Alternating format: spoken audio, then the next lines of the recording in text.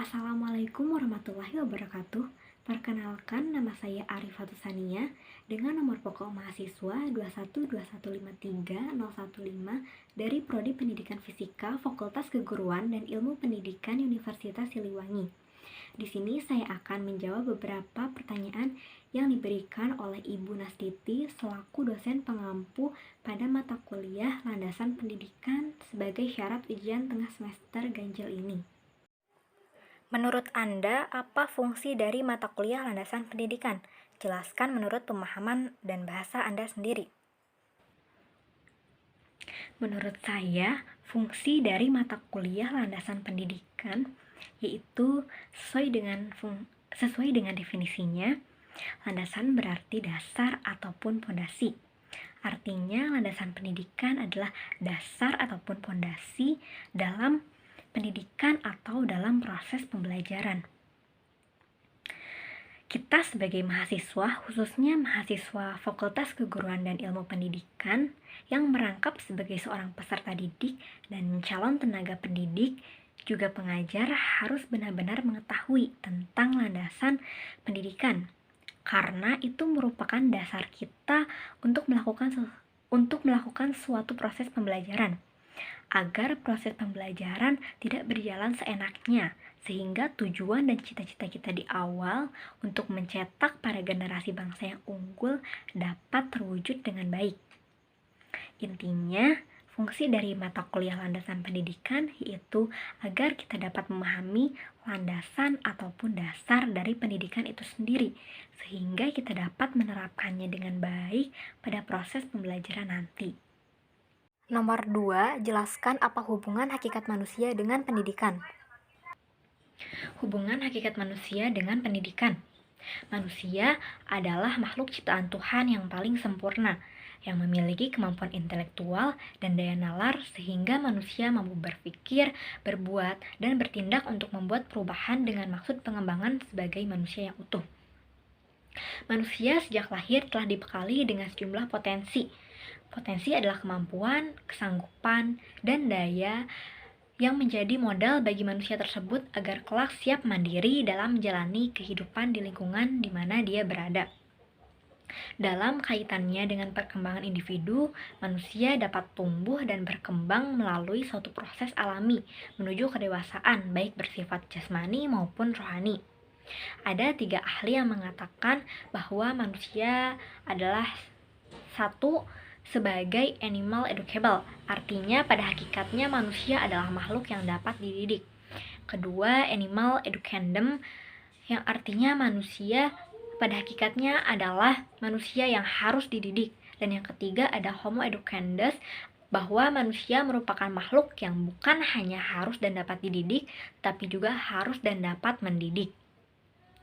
Oleh karena itu, manusia memerlukan pendidikan demi mendapatkan perkembangan yang optimal sebagai manusia. Tujuan pendidikan secara luas antara lain adalah untuk meningkatkan kecerdasan, membentuk manusia yang berkualitas, terampil, mandiri, inovatif, dan dapat meningkatkan keimanan dan ketakwaan. Karena itu, pendidikan sangat diperlukan oleh manusia untuk dapat melangsungkan kehidupan sebagai makhluk individu, sosial, dan beragama. Nomor 3, menurut Anda, hal apa yang bisa dilakukan seorang pendidik untuk dapat memberikan pemahaman tentang konsep toleransi kepada peserta didik? Memberikan pemahaman tentang konsep toleransi kepada peserta didik ataupun kepada anak kita nanti sebenarnya bisa atau bahkan harus dilakukan sejak mereka masih dini, agar nanti mereka terbiasa dengan lingkungan sekitar yang bersifat heterogen ini. Yang bisa kita lakukan pertama kali kepada peserta didik di tingkat dasar yaitu mengenalkan kepada mereka apa itu keragaman dan perbedaan. Yang kedua yaitu mengenalkan tentang keanekaragaman Indonesia, karena kita hidup di negara dengan berbagai latar belakang, suku, ras, agama, dan budaya yang berbeda. Namun perbedaan tersebut tidak menjadi halangan untuk saling menghargai karena kita semua sama, yaitu sama-sama bangsa Indonesia, sesuai dengan semboyan kita yaitu Bhinneka Tunggal Ika yang artinya berbeda-beda tetapi tetap satu jua. Sedangkan untuk memberikan pemahaman tentang konsep toleransi kepada peserta didik di tingkat menengah ataupun atas bisa dilakukan dengan cara berdiskusi dengan kelompok yang anggotanya beragam pemikiran, sifat, budaya, dan lain sebagainya.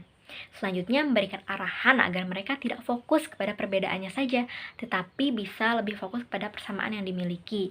Dan yang terakhir yaitu memberikan pemahaman bahwa kita sebagai rakyat Indonesia harus bersatu dalam membangun bangsa ini. Apabila ada perpecahan antar warga negara, maka akan menyebabkan terjadinya disintegrasi nasional dan berpengaruh pada keutuhan negara Indonesia. Nomor 4, bagaimana cara memahami karakteristik peserta didik berdasarkan keadaan psikologisnya, jelaskan beserta contoh. Paham karakteristik peserta didik merupakan salah satu hal yang harus bisa dilakukan oleh tenaga pendidik, tetapi banyak yang mengabaikannya, padahal hal ini merupakan salah satu dasar dalam proses pembelajaran, agar kita tahu apa yang harus kita lakukan kepada mereka dengan karakter yang berbeda tersebut. Saya pernah membaca suatu artikel dan berdiskusi dengan mahasiswa dari jurusan psikologi tentang karakteristik siswa. Hal yang bisa dilakukan oleh kita sebagai tenaga pendidik yang pertama yaitu mempelajari teori psikososial, yaitu teori tentang perkembangan anak. Mungkin kita bisa sedikit-sedikit membaca tentang teori tersebut. Salah satu poin yang saya dapat dari teori tersebut yaitu dengan cari tahu konflik apa yang akan dihadapi peserta didik di umurnya. Misalnya anak SD, konfliknya seperti apa, SMP ataupun SMA pasti memiliki konflik yang berbeda, sehingga kita bisa bantu mereka melalui konflik tersebut dan mengetahui karakteristik dari anak tersebut.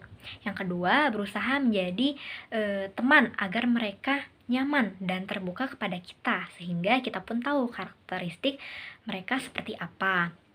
Yang ketiga, memberikan rasa adil kepada semua, kasih perhatian yang sama kepada semua peserta didik, tidak membeda-bedakan peserta didik yang lebih pintar, cantik, ganteng. Jadi kita perhatikan terus, sementara yang lainnya kita abaikan. Apabila terjadi seperti itu, sehingga mereka tidak semuanya terbuka kepada kita dan kita tidak akan tahu karakter mereka seperti apa. Selain itu, jika kita ingin dimengerti, dihargai, dan dihormati oleh peserta didik, kita juga harus melakukan hal yang sama kepada mereka. Dan yang terakhir, yaitu jika kita ingin mengetahui karakter peserta didik kita, tetapi mereka tertutup, bahkan mengurung diri kepada teman-temannya, kita bisa coba dengan berkomunikasi dengan orang terdekat dari peserta didik tersebut. Karena siapa tahu sedang ada konflik di rumahnya ataupun di sekelilingnya, sehingga kita bisa bantu untuk menyelesaikannya. Dan kita juga mengetahui karakter dia aslinya seperti apa. Nomor 5, jelaskan implikasi landasan filosofis Pancasila terhadap pendidikan di Indonesia. Implikasi landasan filosofis Pancasila terhadap pendidikan di Indonesia. Pancasila adalah falsafah yang merupakan pedoman berperilaku bagi bangsa Indonesia yang sesuai dengan kultur bangsa Indonesia. Sudah seharusnya pendidikan karakter diambil dari nilai-nilai yang terkandung dalam Pancasila. Pendidikan sebagai suatu acuan untuk terciptanya manusia yang dapat menanamkan dan mewariskan hal-hal yang terkandung dalam filsafat tersebut. Sebagai sebuah falsafah dan merupakan ideologi dari bangsa Indonesia, Pancasila adalah dasar dari pelaksanaan segala aspek kehidupan bagi bangsa Indonesia. Salah satunya adalah dalam bidang pendidikan. Peranan Pancasila terhadap pendidikan Indonesia ialah Pancasila sebagai dasar negara mampu memberikan acuan untuk menjadi manusia yang berkarakter dan bermoral tinggi, sehingga Pancasila dipercaya sebagai landasan teori untuk menghasilkan putra bangsa yang sesuai dengan apa yang diharapkan dalam nilai-nilai dari Pancasila tersebut. Pancasila menjadi sumber nilai untuk mengarahkan proses pendidikan yang menyangkut secara jelas output pendidikannya agar mampu menghasilkan manusia Indonesia yang dapat diidealkan sebagaimana yang dikehendaki, yakni manusia yang mampu mengenali potensi dirinya sehingga mampu menjalankan kehidupan dengan penuh tanggung jawab dan semua aspek atau dimensi kehidupannya. Mungkin sekian jawaban-jawaban yang bisa saya berikan. Mohon maaf apabila ada kesalahan ataupun kekurangannya.